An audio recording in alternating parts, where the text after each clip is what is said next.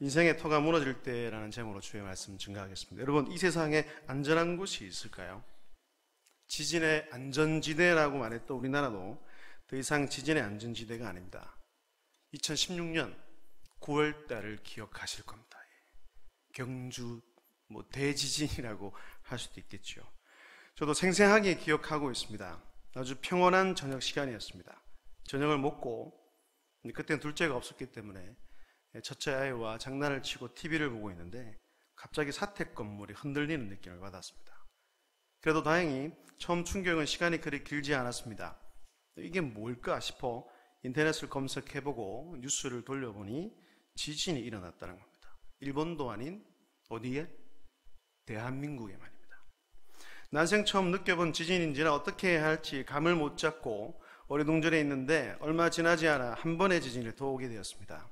자료를 찾아보니까 정확히 48분 후에 두 번째 지진이 발생했습니다. 다 알다시피 두 번째 지진의 충격은 여파가 상당했습니다. 사택 건물이 흔들 춤추는 것 같았습니다. 가족이 큰 탁자 밑에 다 숨었습니다. 어디서 배운 건 있어가지고. 교회 사택이 고층 건물이 아닌 게 정말 다행이었고 너무나 감사했습니다. 나중에 물어보니 아파트에 사는 분들이 아파트 건물이 엿가락 막히듯이 휘어졌다라고 이야기를 하더군요. 얼마나 무서웠겠습니까? 그 사람들이 1층까지 내려오는 그 시간이 엄청나게 길게 느껴졌을 겁니다. 저도 덜컥 겁이 났습니다. 빨리 밖으로 대피해야 한다는 생각밖에 들지 않았습니다. 춥지 않은 날씨였기 때문에 대충 옷을 걸치고 어떤 신발을 신었는지 기억이 안 나는데 하여튼 세조니를 안고 아내와 같이 급하게 내려왔습니다. 밖으로 나가보니 동네 사람들이 다 몰려있더군요. 저와 마찬가지로 어리둥절해 하면서 어떻게 해야 할지, 어디로 가야 할지 몰라 했습니다. 이 사건 이후로 우리는 확실히 알게 되었습니다. 우리나라도 더 이상 지진이 일어나지 않는 나라가 아님을 말입니다. 경주에 일어났던 큰 지진 이후 우리나라는 계속해서 지진이 발생하고 있습니다.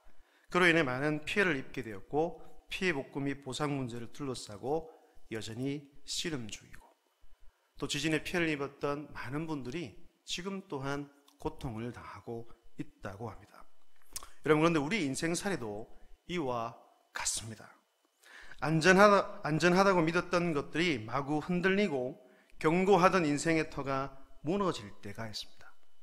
안전하다고 굳게 믿었던 것들이 와르르 무너져 버린다는 것입니다. 이 사람만은 날 배신하지 않을 거야 라고 생각했는데 배신당할 때가 있다는 얘기예요. 그럴 때 우리는 어떻게 하고 여러분은 어떻게 해야 할까요? 오늘 본문의 시를 기록한 다윗도 예외가 아니었습니다. 여러분, 다윗의 생애를 한번 보십시오. 처음 다윗의 생애는 매우 견고해 보였습니다. 그가 베들레헴의 어린 목동일 때 당시 최고 지도자인 사무엘이 직접 찾아오고 그에게 기름을 붓고 이스라엘 왕이 될 것을 알려주었습니다. 그는 골리앗을 이기고 화려하게 백성들 앞에 등장했습니다. 그는 마치 떠오르는 태양과 같았습니다. 그러다가 나중에는 사울 왕의 딸 미가가 결혼하여 임금의 사회 자리까지 오르게 되었습니다. 베들레헴의 목동이던 때와 비교하면 상상도 못할 자리에 앉게 되었다는 것이죠. 그 당시 다윗은 부러워할 것도 두려운 것도 없었을 것입니다. 그리고 앞으로의 인생이 순탄할 것이라고 생각했을 것입니다. 그러나 예상과는 다르게 다윗의 인생의 터는 하루아침에 무너졌습니다. 그가 그렇게 사랑하여 목숨을 아끼지 않고 섬겼던 왕이자 장인인 사울이 그를 죽이려고 군사를 보냈습니다. 그는 간신히 목숨을 부지하고 도망했고 얼마 안에도 다른 곳으로 가버렸습니다. 그때부터 그는 하루살이 같은 목숨을 부지하면서 끝도 없는 도망자의 삶을 살아야 했습니다. 이스라엘에서 가장 성공한 것처럼 보이던 한 사람이 하루아침에 가장 비참한 지경에 떨어졌습니다. 그의 인생의 터가 무너져 내려진 겁니다. 여러분, 이처럼 우리 주변에도 인생의 터가 무너지는 고통을 경험하는 사람들이 아주 많습니다. 하루아침에 부도가 나서 거리로 내몰리는 사람, 목숨과도 같은 사랑하는 자녀를 먼저 보내고 이리저리 방황하는 사람, 친한 친구에게 배신을 당해 가진 전 재산을 잃고 혼자 외롭게 살아가는 사람, 원치 않는 사고나 질병으로 인해 하루하루 병원에서 고통 속에 살아가는 사람 등 이런 이야기를 들을 때마다 얼마나 안타까운지 모릅니다. 근데 여러분, 이게 인생이라는 얘기입니다. 더 중요한 것은 성도인 우리에게도 이런 일들이 일어날 수 있다는 겁니다. 때론 사랑하는 사람을 잃습니다. 재산을 잃고 건강을 잃습니다. 그리하여 삶의 의욕과 희망을 잃은 채로 무기력하게 살아가는 성도들이 의외로 많다는 겁니다. 사랑하는 여러분, 이처럼 인생의 터가 무너질 때 우리가 할 수 있는 일이 무엇일까요? 도대체 무엇을 할 수 있을까요? 본문 3절을 보십시오. 이렇게 말하죠. 터가 무너지면 의인이 무엇을 하랴. 이 구절을 표준세번역 성경어를 보면 이렇습니다. 기초가 바닥부터 흔들리는 이 마당에 의인들 무엇을 할 수 있겠는가라고 번역되어 있습니다. 터가 무너지면 비록 그 사람이 의인일지라도 아무것도 할 수 있는 게 없다는 겁니다. 정말 무기력합니다. 아무것도 할 수 없습니다. 일어날 힘조차 없습니다. 단 하나 할 수 있는 일이 있다면 도망치는 것뿐입니다. 그것만이 살 길이기 때문입니다. 그러면 어디로 도망쳐야 할까요? 어디로 피해야 안전하게 살아갈 수 있을까요? 오늘 우리가 읽은 본문은 두 군데를 말해주고 있습니다. 그 하나는 바로 산입니다. 본문 1절 후반부를 보십시오. 이렇게 말합니다. 너희가 내 영혼에게 새같이 내 산으로 도망하라 함은 어찌함인가 라고 되어 있습니다. 많은 사람들이 다윗에게 고난 피난처는 산이었습니다. 여러분, 예로부터 적에게 공격을 받을 때 집과 농토 그리고 성을 버리고 산으로 도망하는 것은 일반적인 관행이었다고 합니다. 소돔과 고모라 성이 유황불로 무너질 때 아브라함의 조카 롯도 산으로 도망했습니다. 다윗 또한 사울 왕에게 쫓길 때 산으로 피신한 적이 많았습니다. 사무엘상을 읽어보면 산과 들로 도망치고 동굴에 숨어있는 다윗의 모습을 발견하게 됩니다. 23장 15절에 이렇게 기록되어 있습니다. 다윗이 사울이 자기 생명을 빼앗으려고 나온 것을 보았으므로 그가 십광야 수풀에 있었더니, 그리고 24절 1절에서도 사울이 블레셋 사람을 쫓다가 돌아오매 어떤 사람이 그에게 말하여 이르되 보소서 다윗이 엔게디 광야에 있더이다 하니. 여러분, 그러나 산과 들은 다윗에게 진정한 피난처가 되지 못했습니다. 그가 산과 들로 피하면 사울 왕도 그것으로 그를 추격해 왔습니다. 결코 산도 다윗에게 안전한 피난처는 아니었다는 것입니다. 여러분, 이 세상 어디에도 안전한 곳은 없습니다. 우리가 기댈 데가 없습니다. 숨을 데가 없습니다. 산도 우리를 지켜주지 못합니다. 아니, 산보다 더 높은 빌딩, 타워로 도망간다 하더라도 그것 또한 안전한 피난처가 될 수 없습니다. 그런데 많은 사람들은 착각합니다. 마치 좋은 집, 좋은 빌딩, 좋은 회사가 그들을 영원토록 지켜줄 수 있을 거라고 여깁니다. 강남에 있는 타워 팰리스에 살면 아무런 일이 일어나지 않을 것으로 생각합니다. 대기업이 그들의 안전을 보장해 줄 것으로 생각합니다. 그래서 더 비싸고 더 좋은 집에 살려고 애를 쓰고 더 크고 탄탄한 회사에 들어가려고 몸부림을 칩니다. 그리고 대부분의 사람들은 돈과 명예가 그들을 지켜줄 수 있을 거라고 착각합니다. 그래서 그것에 집착하고 그것에 목숨을 건다는 겁니다. 그것만을 위해 인생을 살아갑니다. 그러나 그것은 그들의 착각입니다. 영적 무지에서 오는 어리석은 행동이라는 겁니다. 그런 것들은 절대로 안전한 영원한 피난처가 될 수 없습니다. 그러면 다윗의 진정한 피난처는 어디였을까요? 인생의 터가 다 무너진 다윗을 보여준 피난처는 어디였다고 다윗이 말하고 있습니까? 여러분, 그 피난처는 다름 아닌 여호와 하나님이셨습니다. 사울이 다윗을 죽이려고 추격해 왔을 때 하나님께서 어떻게 하셨습니까? 하나님께서는 다윗을 지키시고 보호하셨습니다. 사무엘상 23장 14절에 이렇게 기록되어 있습니다. 다윗이 광야의 요새에도 있었고 또 십광야 산골에도 머물렀으므로 사울이 매일 찾되 하나님이 그를 그의 손에 넘기지 아니하시니라. 아멘. 사울이 매일 찾고 쫓아와도 하나님은 매일매일 다윗을 보호하시고 지키셨습니다. 그것을 통해 다윗은 분명히 확신하고 있었습니다. 가장 안전한 곳은 하나님의 품이었다는 것을 말합니다. 여러분, 여호와 하나님 같은 피난처는 이 세상 어디에도 없습니다. 그래서 다윗은 마음을 정했습니다. 남은 인생 전체를 하나님께로 맡기기로 했습니다. 하나님께 피하고 그분의 품에 숨기로 했다는 것입니다. 본문 1절 상반절을 보십시오. 그의 결단이 드러납니다. 내가 여호와께 피하였거늘. 할렐루야. 다윗은 시편 124편에서도 이렇게 고백합니다. 124편 8절입니다. 우리의 도움은 천지를 지으신 여호와의 이름에 있도다. 여호와 하나님만이 우리의 진정한 도움이 되신다는 사실을 믿을 수 있기를 바랍니다. 시편 46편의 내용을 기반으로 한 찬송가 70조의 가사는 어떻습니까? 1절을 보십시오. 피난처 있으니 환난을 당한 자 이리 오라.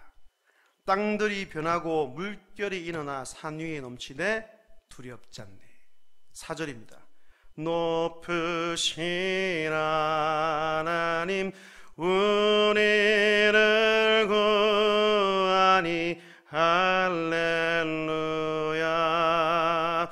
괴로움이 심하고 환난이 극하다 피난처 되시는 주 하나님. 할렐루야. 이런 고백과 결단이 여러분의 것이 될 수 있기를 바랍니다. 사랑하는 여러분, 여호와 하나님이 우리의 안전한 피난처를 굳게 믿으십시오. 그래서 여호와 하나님께로 피하십시오. 인생의 터가 무너질 때, 아무것도 할 수 있는 일이 없을 때, 어디로 가야 할지 무엇을 해야 할지 모를 때 여호와 하나님께로 피신하시기를 바랍니다. 그러면 여호와 하나님은 왜 우리에게 참된 피난처가 될 수 있을까요? 오늘 본문은 그것을 상징적으로 나타내 보입니다. 여러분, 하나님은 계신 곳부터가 다릅니다. 여러분, 터, 곧 땅이 무너질 때 가장 안전한 곳은 어디입니까? 그것은 다름 아닌 하늘입니다. 지진으로 터가 무너져도, 쓰나미가 와서 이 땅에 있는 모든 것을 쓸어가도 하늘에 있는 사람은 안전합니다. 그러므로 하늘로 피하는 것이 가장 지혜로운 방법이라는 것이죠. 그런데 바로 그 하늘은 하나님의 처소라고 말합니다. 본문 4절 앞부분을 보십시오. 여호와께서는 그의 성전에 계시고 여호와의 보좌는 하늘에 있습니다. 여기서 하늘은 터와 대조되는 개념으로 쓰입니다. 우리는 터 위에 인생과 가정, 성공과 명예의 탑을 쌓고 있습니다. 그런데 그 터는 순식간에 무너지고 맙니다. 얼마 가지 못한다는 것입니다. 그러나 터가 무너지는 그 순간에도 하늘은 변함이 없습니다. 하늘은 여전히 높고 푸릅니다. 땅이 큰 소리와 함께 갈라지는 지진의 순간에도 하늘은 고요합니다. 그것은 안전하다는 것입니다. 사랑하는 여러분, 하늘로 상징되는 하나님께로 피하는 것이 가장 지혜로운 방법임을 기억하십시오.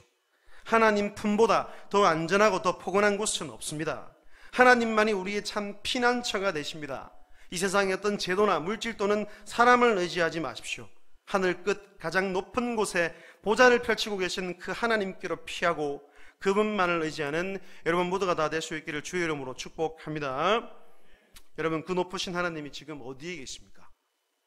성령을 통해 내 안에 계신 줄로 믿습니다. 나와 우리 모두와 함께 하신다는 것입니다. 성전된 우리와 함께 하시고 성전된 우리가 그분께 나아가기만 하면, 그분의 손을 붙들기만 하면 언제나 우리를 도우시고 살펴주십니다. 우리 주님이 지금 우리에게 이렇게 말씀하시는 것 같습니다. 너의 터가 무너졌느냐? 어디로 피할지 몰라 망설이고 있느냐? 내게로 오라. 와서 내 손을 붙잡으라. 내 앞으로 와서 나를 찾고 내가 내민 손을 꼭 잡으라. 내가 너를 붙들어 주겠다. 내가 너를 반드시 지켜주겠다고 말씀하십니다. 터가 무너져 방황하는 사람들, 피할 곳은 오직 여호와 하나님의 품밖에 없음을 알고 하나님께 달려가는 나오는 사람들을 하나님께서는 외면하지 않으시고 만나 주십니다. 그래서 오늘 이 기도의 자리가 중요합니다. 주님을 찾는 이 자리, 신음하며 부르짖는 이 자리, 목 놓아 목 높여 하나님의 이름을 부르는 이 자리를 통해 우리는 하나님을 만나게 될 것입니다. 오늘 이 자리에서 자비로우신 그분의 은혜를 경험하게 될 것입니다. 여러분 기억하십시오. 자신의 연약함을 알고 자신의 비천함을 알고 정직한 마음으로 나오는 자를 주님께서는 좋아하십니다. 그런 자를 만나 주십니다. 그런 자를 지금도 기다리고 계십니다. 여러분, 다신 정직한 자가 하나님의 얼굴을 보게 되고 뵙는다고 말합니다. 본문 7절입니다. 7절을 함께 읽겠습니다. 시작. 여호와는 너로 이사 그를 배우리다. 아멘. 여기서 말하는 의로운 자, 정직한 자는 어떤 사람을 말하는 것일까요? 여러분, 여기서 말하는 의로운 일을 하는 사람, 정직한 사람은 도덕적이고 율법적인 개념이 아닙니다.